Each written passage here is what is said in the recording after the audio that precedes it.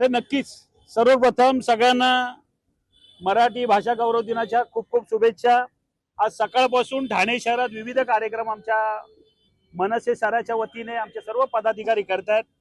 ठाण्यामध्ये सकाळपासूनच कुठे मल्लखांब स्पर्धा आहे, कुठे हे इतर भारतीयांना आपल्या पेढे जिलेबी आणि फुल वाटप केलंय आणि मराठीचा सन्मान म्हणून करून सांगितलंय। ठाणा स्टेशनला देखील लाडू वाटप केलंय, काही ठिकाणी शिबिर आहेत, स्वाक्षरी मोहीम आहेत, असे बरेचसे कार्यक्रम आहेत। परंतु हा आमचा पदाधिकारी, त्याचं नाव आहे उमेश यादव आणि त्याचा भाऊ राकेश यादव, हे आमचे साठेनगरचे दोन्ही पदाधिकारी आहेत। एक प्रभाग अध्यक्ष, एक शाखाध्यक्ष आहे आणि हा परिवार नेहमीच या विभागात चांगलं काम करत असतो।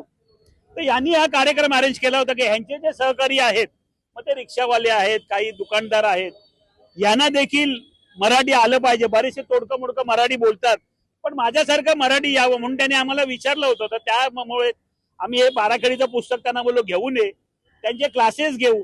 तर इथले स्थानिक आमचे सचिव आहेत राजेश भागवे, विभागाध्यक्ष संदीप साळुंके, ही मंडळी देखील इथे येणार आहे।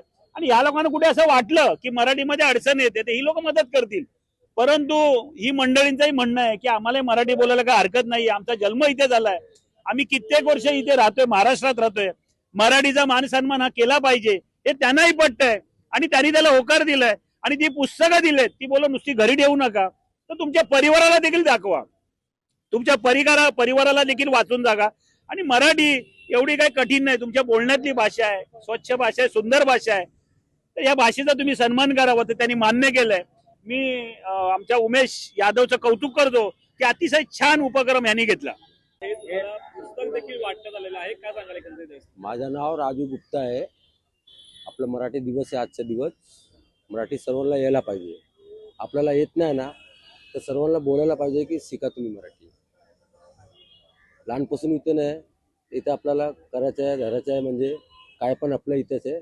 कोणाला येत नाही त्याला पण बोला तुम्ही मराठी शिका, पहिले आपला मराठी भाषा। मराठी बोलणार ना तुम्ही? हा बोलतो ना मराठी, छान मराठी बोलणार, सगळ्यांना शिकवणार। तेच करणार ना, तेच म्हणणार। धन्यवाद।